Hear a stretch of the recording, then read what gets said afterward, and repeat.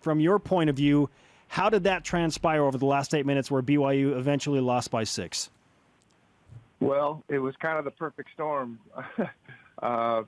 You had 14-point lead, 63-49, and then in the process, there's 5 turnovers in about a 3-minute span, actually 7 turnovers in a 7-minute.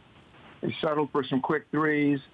USF obviously was scoring off turnovers, some missed wide-open threes, and all of it kind of reminded us a little bit of how BYU came back last year and won kind of a game they should have never won. And I think that USF made the big plays. You had 48 and 59% free throw shooters, go 6 for 6. And Minland was amazing with 2 huge drives that were contested. And Frankie Ferreira was just unbelievable all night. But it's a game that BYU should have won.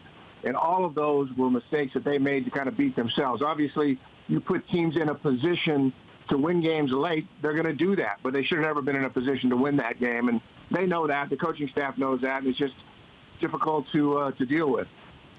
It was tough because BYU had won 5 in a row, 6 of 7. They were in the 2 seed spot. And now BYU probably falls to the 3 or even 4 seed. So that one wasn't just, oh, shoot, we should have won that game. That one really affected potentially BYU's postseason outcome. It did. It did. You know, you got to figure that BYU goes 1-1 probably, finishes 11-5. USF controls their own destiny. They're at Santa Clara. They play USD and LMU. All 3 of those are good teams that USF is playing. I mean, they can't fall asleep. But even in worst-case scenario, if they go 2-1, they're 11-5, and they win all the tiebreakers. But St. Mary's is the team, and probably BYU will know whether they're going to be in 3rd place. If St. Mary's wins at San Diego, they're probably going to be the 3rd seed, and BYU will be the 4th seed. If San Diego beats St. Mary's, then it looks like St. Mary's probably will be the 4th seed and get matched up with Gonzaga early. Steve Cleveland with us on BYU Sports Nation as we look at what happened between BYU and San Francisco. Coach, what do you do in that moment when you are the head ball coach and you feel the wheels starting to fall off? What do you do and say to your team to try and prevent that from happening? I think one thing, you call it, you have a timeout and you get back to we got to guard and we got to rebound. And there were some missed rebounds, and we can't have any defensive breakdowns. You just got to make them shoot over you and through you and get stops, number one.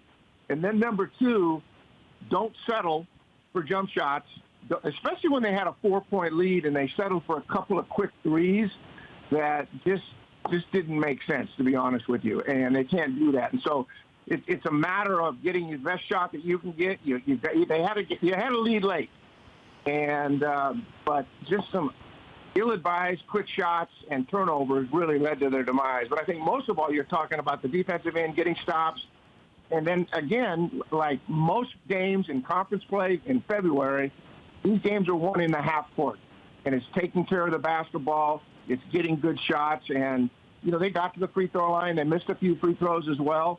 But for the most part, I just felt like it was just being sloppy with the ball, turning it over, and then just some ill-advised shots early that just settled too quick for something they could have got a better shot later on in the shot clock. 5 guys scored. 2 were in double figures. Yoli Childs and TJ House combined for 53. Who do you identify as perhaps a player or two that is going to need to be there if BYU has any shot of trying to get to Tuesday night in Vegas? Well, Stelios has played the most minutes.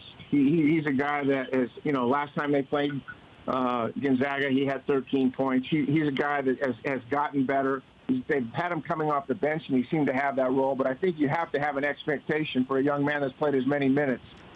I think one of the things I was thinking about with Nick Emery was that maybe early on in a game when things aren't so critical that you run a quick hitter or two, you do some things to get him and help him maybe get a shot or two, get to the free throw line, and have his confidence, because he's been in these situations before and he's been playing pretty well. And all of a sudden, the last couple of games here, it's kind of gone away. But Baxter is going to score around a basket. He's going to have 8, 10. He needs to be in that 8 to 12 point area. I know for a freshman off a mission, Harding is probably going through some fatigue, and it's a long season. But if they could get, 2 to 4 points. Cannon kind of just disappeared when he had a couple of big nights. But Cannon and Harding and Sayas between them and Emery, between them, there needs to be 20 points. There needs to be 20 to 24 points for them to beat good teams.